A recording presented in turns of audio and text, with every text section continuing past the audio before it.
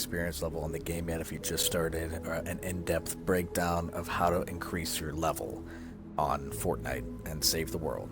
So I'm going to try and keep this as short or as simple as I can, but I want to make sure that I explain everything thoroughly so everybody knows that's watching basically the most efficient way to increase your level, or just how to increase your level at all. Okay, so when you log in, this is called your base or whatever, even though it's not actually your home base or whatever it is, that's in your storm shield. But in the upper left, you can see that I'm level 84, and I've sort of just plateaued at this level, and I'll explain why later on, but basically lack of upgrading resource materials like raindrops and stuff like that just becomes an endless grind. Okay, so basically, there's 3 things that you can do to increase your level on Save the World. You don't just play that way. So you would think that just by killing zombies and missions and just by doing the quests that you're given over time, that will just increase your level. That is not the case on this game. Okay, so basically the 3 ways to increase it: 1 with your skill points, 2 with your research points, and 3, the most efficient or effective way to increase your level, that's what's going to give you the biggest boost, are your squads. And I'll get to that in a second, but let's first just quickly go over your skill tree. Your skill tree, you get awarded skill points. Okay, so you can see in the top of the screen, you see I have 17 skill points or skill nodes available to be spent. You only get a certain amount, but you will definitely have enough to get what you want, just as long as you're not spending them rapidly on useless stuff. So I recommend, usually when you're going through stuff, to just get the essential things that you need to get. For example, upgrading your harvesting tool, whatever character you're mainly playing, or maybe the 2 characters you're mainly playing, like a constructor or a soldier, to get those evolutionary upgrades. And don't waste points on things like if you're using airstrike, or if you're using turrets and stuff like that. If you're not using teleporter, don't get all the upgrades for teleporter as one of your ability upgrades. Skip that. Like, the best abilities to get, or the most used abilities anyways, slow field, although it's kind of weird when you're using it at lower levels and mid-level. It is actually really, really cool if you get all the upgrades for higher level content, like higher end Twine Peaks. I've seen it be used when it has all the upgrades. It's huge, it lasts a long time. I'm thinking about maybe switching to it, but it's used in lower level, mid-level content. You don't see it as much in higher level content, or at least I don't on the Xbox, but it's still used. The only problem with it is it's just a one-shot and then cooldown. Just as a lot of things are. The most useless ones are like banner. Teleporter isn't really used all that much. It's kind of cool, but it's not really that useful. I could see it being effective to cover multiple areas of, a base, whatever mission. I don't mean to go on a tangent here. I'm just trying to help you out a little bit. I use the turrets, so either way, basically, you want to kind of use your skill points to level up certain things. So let's take a look at my skill tree 1 here. Okay, so I've got, basically, you're kind of forced to go down one path. I didn't really need to get this one up here. You can just kind of go either way and then continue on. But these little things in here, like fortitude and offense, by increasing your fortitude, offense, resistance, and tech, which is fort, right? And the 4 letters, that will increase your level. Like, if you see in the top left under my 84 is a little bar that will increase it a little tiny bit. Okay, so, and this would give you +3, so you can get these along the way. Later on, like skill tree 3 and 4, those same upgrades will give you more. Now that I'm getting 5, and then in skill tree 4, each time I want to upgrade, I'm getting 8. The same thing in the research trees. Okay, it's the same thing. Now, the research points will get over time, and you'll have a bank of them. So I can collect 3,600, so I'll collect that. So it's kind of like your daily, you log on. I highly recommend that even if you want to take a break from the game, but you have a thought about maybe coming back at any point in time, to at least log on and collect your research points. That's something that I really regretted. These same things, these upgrades that you get, like resistance and stuff, +2, and tier 4, I mean, look at how big this thing is. If I had, I did take a break and I missed 2 of the really critical events, like the Fort Nightmare for Halloween and the Hydra, which they're just bringing back now. Collected my research points, then I would have, been a lot farther along in this tree than I am now. Okay, so these will give you 8 each. Okay, and keep in mind that you'll see this like party fortitude. Don't shy away from those.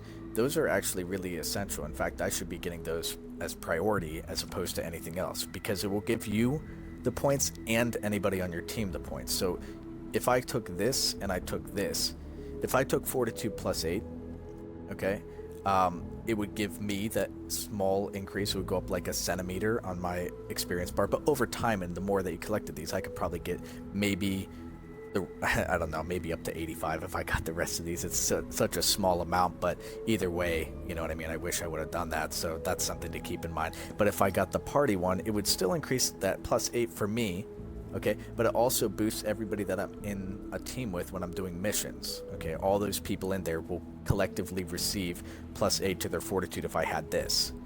So, you know, which I just purchased it, so whatever. So that gives it to me. You can see that my bar moved up just slightly, and if I purchase, you know, another one down here, you know, it moves up slightly again. All right, so those are the things to keep in mind about your skill points and your research points as far as your level goes. I could go more in depth on a lot of other things like that, but those are within your skill points and within your research trees. Those are the two things that will increase your level. The third thing that's going to increase your level, and obviously the most effective way to increase your level, is your squads. Now when I bring up my squads, don't be, you know, crash, okay? Obviously there's a lot of legendaries in there. There's some stuff where I upgraded a long time ago that I now feel that was a waste, and so that's why I want to talk to you guys about this as well. Okay, so survivor squads, and this is the most complex form of the leveling system. So the skill trees and the research trees, those are pretty self-explanatory. You spend the points, you get the little marginal increases over time, and as you progress and do your quests and get skill points, etc. Survivor squads is where it's at, though, to get the real bulk of your level. Okay, so let's take a look at in here. So here we have all these squads that I've unlocked. Now you won't have access initially to all these different squads to even put members into them until you progress through the campaign system in the game.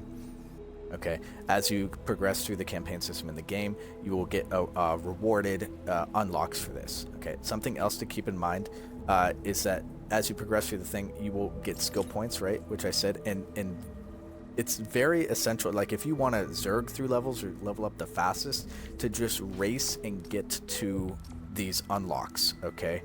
Let me show you one here. So like you'll have this close assault team squad unlocked. This unlocks the fighter slot, one slot within the close assault squad. So back in the squads category, this would unlock additional slot. So even if you get access to the squad slots will be locked until over time you purchase them. Now these are purchasable. You can see within this tree, a think tank squad slot unlock, etc. You want to always get all of these in the skill trees. Those should be really one of your main priorities. These other things like the prop plane slot, dirt bike slot, don't even worry about those right now. So just as an aside, essential things like this, the build and repair speed, at least the building health should be high up, stuff like that. Okay, so and you also, in the same thing in research trees, right? So the first things that you would want to go for example, in your tier 4 would be to get the 4 slots here. So you want to get all the way over to here, get that guy, get this guy, and I've got all 4 of the ones offered from this this research tree. So then everything else that I spend is just whatever, you know. Same thing in all the other research trees. You want to do the same thing. You want to get the minimal amount you need to get down to the squad slots unlocked. Anything else after that is just going to be a bonus. So over time, right, as long as I log on and collect these, I will have everything in all my research trees unlocked. But you know, you can see how bare this one is. You know, did I spend a few extra? Yeah, but you know, the few extra that I spent, and I'm sorry, I don't mean to make this confusing, is because I didn't have access, like in tier 3, right? I went up here with the offense, but I also didn't have access to my 4th tree until I progressed through the campaign enough to actually have that unlocked.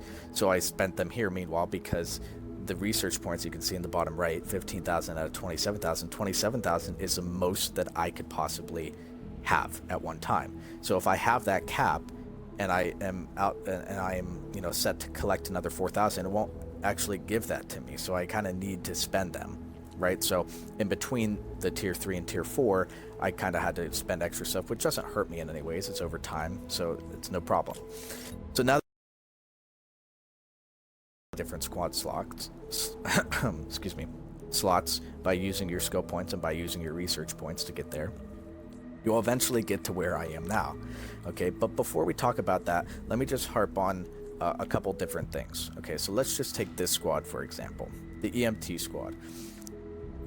Why isn't this, there we go. Okay, so the EMT squad, what does this affect? This affects my fortitude.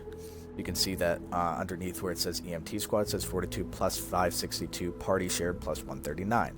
Same thing with offense resistance. So based on the upgrades and the power level of these individual squads, or these individual survivors within this squad, it's giving me plus 562. You can see resistance, I don't have a legendary leader or a mythic or any, you know, this one's really got it screwed up. You know, it's not as much, right? Okay, so let's look at this real quick. Alright, so how do you get survivors? Well, you get survivors, you can get them most efficiently, and this is going to be talking to both people who want to spend money in game and who don't want to spend money in game. Okay, so you'll get survivors in the game and transform keys eventually too, which I'll talk about hopefully if I remember by the end of this video. Alright, and eventually over time, if you do the V-Buck quests and you buy the llamas with the V-Bucks through the quests that you're awarded and so on and so forth, and by logging in daily to get your free upgrade llama on the days that they do that, and you know, sometimes they give you a survivor transform, a legendary survivor transform, etc. You can get here. It will just take you longer than the person that wants to actually spend the money. Sometimes for llamas, they will offer a super people llama, and if you're looking to spend the least amount that you can, but you still are willing to spend maybe some money, you don't want to throw hundreds of dollars at the game, but maybe you're not against spending 15 bucks a month, then wait for those cycling llamas that come up on loot here. Like this, real quick. You got the goods. Okay, so, right, so you can see, I guess this is a good example because you can see I have a common survivor and stuff like that, or uncommon survivor. So you get them through there, and if the llama upgrades, so this one, this unique llama, which you can see the time limit on it, 10 hours, 17 minutes remaining for this range weapon llama. Sometimes you'll go to this page and you'll see a super people llama. It's a llama that is guaranteed to have a legendary something in it, a legendary person in it, survivor, whatever it is. So, you know, I know a lot of people that don't like to spend a ton of money on the game, but aren't against spending some, will just only get those ones, or only get the ones that are going to give them good survivors or something like that, right? So you could do that, or you could just not get any and only work with, you know, the mini llamas you get and upgrade llamas that you earn through doing, you know, V-Buck quests, right? So, yeah, like these, right? And then eventually you get 100 and you buy an upgrade llama and so on and so forth. So it's not impossible to get to this point. It will just take you longer than somebody who was willing and able to throw money at it immediately, and a lot of it. Okay. So let's go back into the squad here, right? It just says plus 701 here, but here it says 562. I don't know what that's about. Either way, you have a leader, okay? And then you have the squad members within this. Now, some important things to keep in mind. You see the bonuses on the left, at the bottom left, it says leader match with a check mark. That means that I have like this leader doctor guy in the EMT squad. Makes sense. If I put somebody else here that doesn't belong here, like this mythic personal trainer, you can see already that's going to affect it very negatively. So you want this to match. You see how it doesn't match, and then this guy matches. Okay, so you want the leader to match the correct squad. Pretty simple enough. After that, he's got a personality trait. So if you look to the right of his crown emblem, you'll see like sort of an hourglass on its side looking thing, or like a bow tie looking symbol. So whatever his personality is, for this to be the most effective, okay, to your level, you want all your other squad members underneath him to have that same personality type. That's his personality. Okay, that is represented by that bow tie looking icon. Okay, so if they all match, you get the personality match bonus, which just gives you even more of a boost to your level than if they otherwise didn't match. Okay, so that's pretty much what you do, and you upgrade these just like you would upgrade one of your hero characters. You know, you can press A and you can change it to upgrade or inspect. In this case, I cannot upgrade him any further because I don't have what's required. I can look ahead and see what else I need. Well, I have enough of everything except the pure drops of rain, right? And that's common. That's what everybody is always after, the pure drops of rain, okay? And I'll talk a little bit about that, but I do want to just kind of stick to how you level up. So basically, you get a really powerful leader, and you match all the squad members within his squad to the same personality. And that's basically what you do. You level up your leader, and then you level up these guys. You can level up all of them, but I would recommend when you level up your leader and evolve your leader, when you do that to your leader of the squad, it has the most or biggest effect to your bump in your bar for your level itself. So if I leveled up this guy again, to tier 5, I might get a boost that gets me really close to 85. Whereas if I level up this guy or this girl and evolve her, it won't give me as much of a boost as the leader will. So the leader has the most drastic boost to your level than any other squad member will. Okay, so typically speaking, the unwritten rule that I've talked to amongst players, and one that I just happened to do myself after figuring it out and then talking with other players and they do the same thing, is to sort of keep your leader as your most powerful. One of my good friends in the game, she does things a little bit differently. Okay, she has like her leader and like 1 or 2 legendary survivors here that are all like 5 stars, and then she's got weird ones of the rest. So you, instead of having like 3 stars, 3 stars, 3 stars, or 2 stars or whatever, she's got like 2 at 5 stars and then the leader at 5 stars, and she ends up being the same level as me. So either way, you're still spending about the same amount of drops and resources. It's just that it's dispersed amongst 2 or 3 of these guys to make them 5 stars rather than all of them to make them 2. So hopefully that's not too complicated, but essentially that's what you're doing.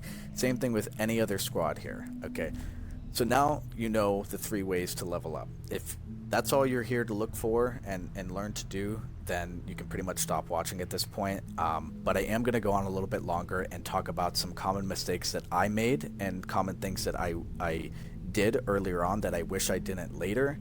Ended up having a bigger impact than I thought. Okay, and this is for, and I'm going to address the people that are in this game for the long term. You have to kind of think about that. I know it's tempting sometimes to upgrade one of your squad members or squad leaders, knowing that if you did that, you could increase your level by 2 or 1 or 2 or even 3 if you did that. But if you're in it for the long term, you have to consider this. You always will want a very, very powerful squad. At the very end of the day, when you get to max level, or you get sort of plateaued where I am, you have to start whittling away things. So now I'm at the point, where I need all the most powerful leaders in the leader slot, okay? And the most powerful squad members within that squad. So any purples are at this point obsolete. So when I was leveling up these squad members, okay, and I used resources to evolve them, okay, I basically wasted those resources because I could recycle this guy, right?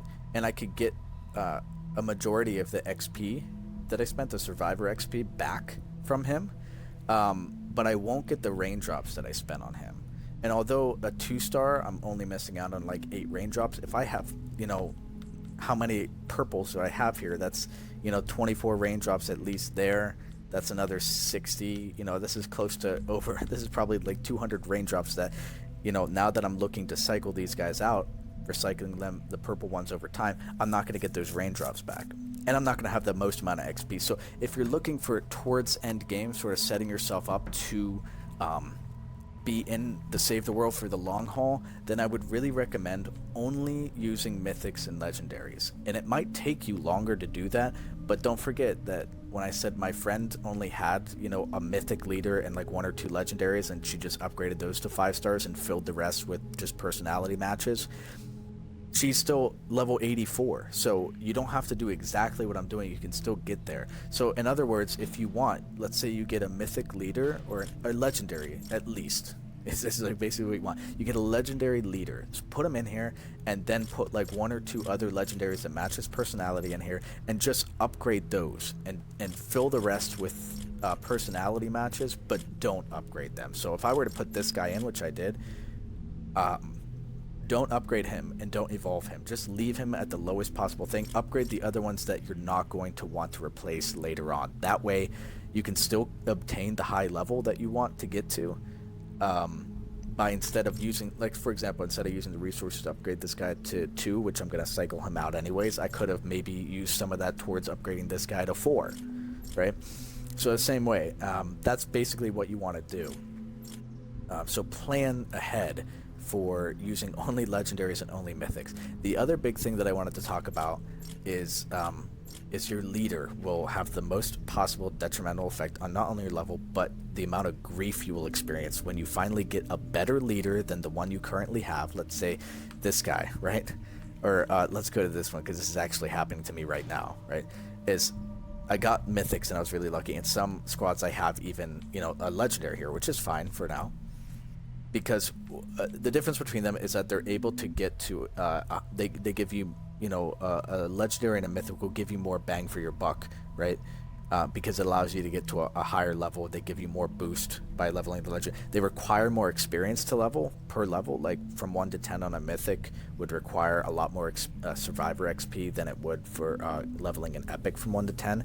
But in the long haul, this is going to be much more effective, because this is what I would want permanently in there, right? Would be this mythic leader. So what's happened to me now, which sucks, is that I leveled this guy up way earlier on in my leveling, right? And I evolved into 1, 2, and then 3 stars. He's only a purple, which at the time I thought that's good enough. You know what I mean? But now look what I have. I've got this mythic here. Okay, so if I switched him in, okay, I actually decreased my level, because why? He's only a 2-star. I'm in the process of leveling him up to make him as good as the other one. But not only that. Okay, because this guy's going to be the new permanent guy for a training team instead of the purple. Of course I want that. I mean, look at his power level right now is already pushing 130 where my other guy was. But now if I switch into him, look, I have to get a new personality for every freaking squad member that I have in here. So I need to replace all the squad members with a new, like, 2-circle personality instead of this little, whatever that is, his personality, which I had wasted now. Not only all the raindrops and materials to upgrade this guy, but all the raindrops and materials to upgrade all these other people. Granted, they're all only at 2 stars. Once I realized I had the mythic, I stopped upgrading immediately. Or once I realized what I was doing, I stopped pretty much upgrading this guy.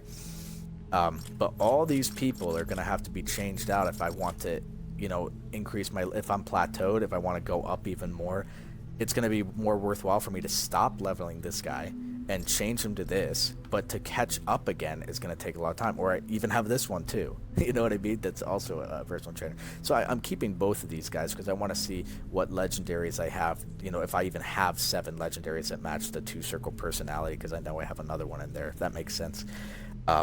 So you want to keep an eye out for that. So that's why you really don't want to waste a lot of materials. Don't ever upgrade the purples to 5 stars, because if you ever are in a position where you somehow get a legendary, or even a mythic later on by a random upgrade llama or whatever the case is, then it's just going to take you that much longer to just catch the whole squad back up and even it out again.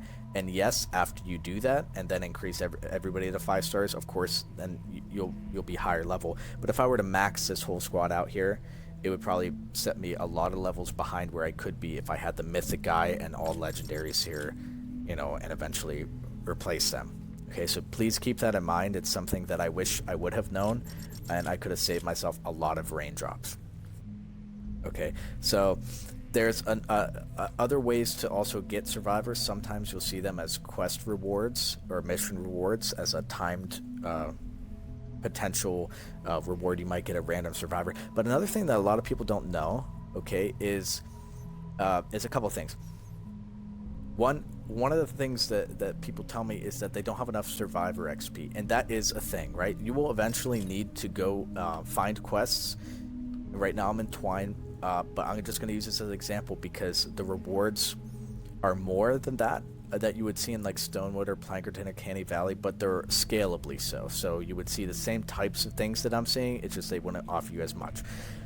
If we look at some of these missions here, like this, rewards, survivor XP, you will get to the point where, yes, you will have to do missions that you have to go off your main campaign and just start running missions that give you survivor XP. So the better that you perform in the missions, at the end, like this would give me something like 16,000 survivor XP. Okay, so the most effective way to do this would be to get to, to get everything you need would be to do a mission that gives survivor XP and raindrops. Okay. So something like this gives 10 lightning in a bottle. That's the tier 2 upgrade for both weapons, and is raindrops. Tier 2 upgrades are lightning and raindrops. Tier 3, you need raindrops, lightning, and Eye of the Storm. So you can see how raindrops becomes the most needed thing, because when you upgraded tier 5, right, you need a few storm shards, and then you need the tier 4 and the tier 3 and the tier 2 and the tier 1. You need like 96 raindrops for a tier 5 upgrade, and that's just to get it from 4 to 5. That's not including all the raindrops you need. So from tier 1 upgrade would be just raindrops. Tier 2 is raindrops and this, and then tier 3 raindrops and this and this. So you need raindrops all along the way. So that's why it's always a thing that's needed. Okay, just to explain that. So like this will give you Eye of the Storm and Survivor XP. So if you need Survivor XP, start looking around for stuff that's like, you'll probably need a lot of lightning in the bottles, but you need the most of raindrops, right? So that'll give you, this is a good one to do if you need tier 2 stuff. So look at the timed reward is going to be 12 lightning in a bottle, plus you get Survivor XP and the additional reward, which is lightning in a bottle. So you could potentially get like 24 lightning in a bottle off of one mission. Keep in mind that missions on maps, they have an expiration time, so they'll be replaced and they're constantly changing. And at times, just an aside, if you're on a quest that you actually need to do something, need to do a certain quest, you may not even see it on the map until you come back at a later time or the quests have been refreshed. So that's always some good downtime to just grind out some raindrops or survivor XP. And earlier on, like in Stonewood and Plankerton, stuff like that, the survivor XP rewards are not going to be as much as you would get off of a higher end quest, right? Makes sense, because like I said, it's scalable. So if I did a Rescue the Survivors quest in or a mission in Stonewood, I might get 3,000 survivor XP, where if I did it here and it was an actual reward, I would get like 16,000, right? So keep that in mind. But one thing I want to talk about is your transform stuff. Eventually along the way, you'll get transform keys, and some of these keys are actually infinite. Okay, so this one, I don't know if it's infinite or not, but let's see. I don't know how to quite read them yet. I haven't really, I've done them before, just, but whatever. Okay, so this one is going to give me this, right? It's going to give me a random survivor, and always make sure you see that 190 at a 190, it's max, so that will be the reward I get. If I picked anything else to recycle in here, like something that I don't need, right? So here my healing trap will go away, but I'm also getting the thing out of it, right? So, and this confirm, and it will take people, 25 people, and you get people by doing whatever, and you get it. And let's see, okay, here's my result. I get this guy, right? Legendary survivor. Okay, so that obviously wasn't, it was a one-time use key, so I think that's what the 1 represents. But you will also get keys that are infinite. Okay, this one, that's what it is. Yeah, okay, so this one's infinite. There's no symbol by it. So basically, and this is something to keep in mind, and I don't know how many people do this, but you could get an all epic squad. You eventually get this key, and I'm not sure if at the end of my Twine Peaks I'll get an infinite like legendary survivor thing. That would be pretty cool, but if not, whatever. You can use this, and you can basically recycle any of the schematics that you have that you're not using, like even if it's like a bunch of defenders that you don't need, like let's say this guy, and it's already maxed. So you might get a ton of things. So I still get the hero XP as if I were to recycle it, but I will also get a random survivor. Okay, but it's going to be epic. So this is even useful for later players that are really trying to push out getting a bunch of survivor XP, because let's say I do have an all purple squad, which is, on my way to starting to eventually whittle them down into legendaries, but maybe I don't have all purples yet. So this will help you get there. This will help you get at least all blues or at least all purples along the way, right? Or if I'm looking for a certain, at least just to get this personality, I can just keep doing that. I have 1,000 people, so it's 25 per, so I can use them all up on just getting these transforms and then build them back up again in like a day, and then I'll be able to do it again. Okay, so this is useful if you're trying to get survivors, but more than that, right, is that I have that guy, right? So now XP out of him, because I can go down to here in survivors and I could find him, okay, and I can recycle him and get 2,500. Okay, so it's not a lot, you know what I mean? So I could do this, what, 8 times would give me over 20,000, or I could do like 1.5 quests that award survivor XP. But if you have the people, you know, I read that they don't require people anymore, or they don't require less people, at least for expedition missions now. So now the only real thing that you could use them for that's going to be this beneficial, or as beneficial, is going to be something like this, yeah.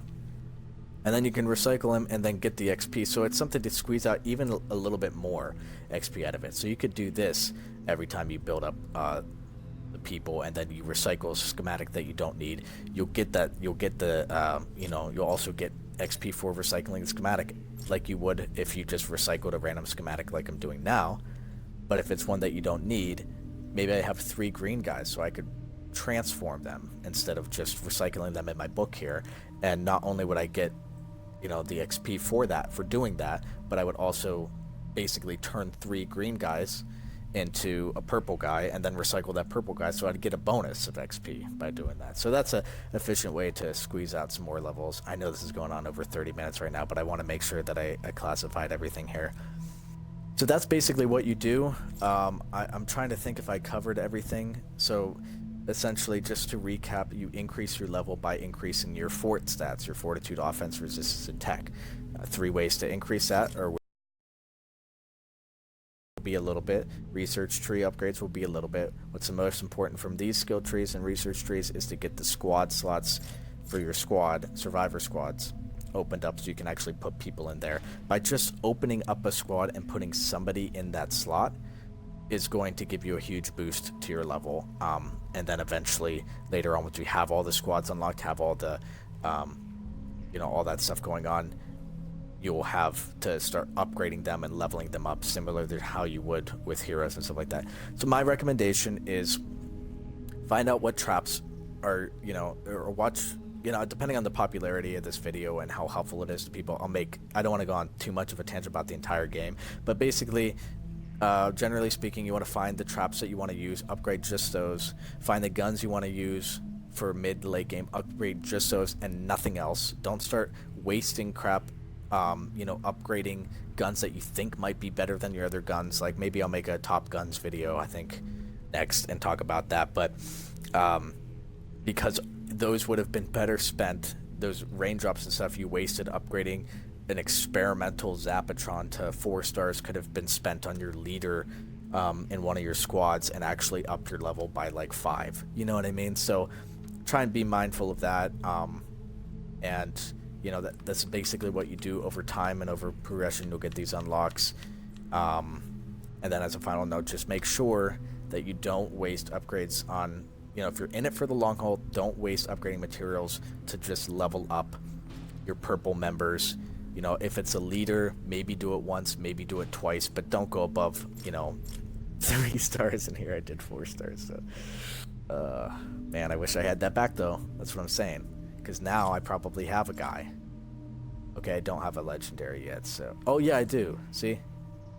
So, that should have been spent on this person.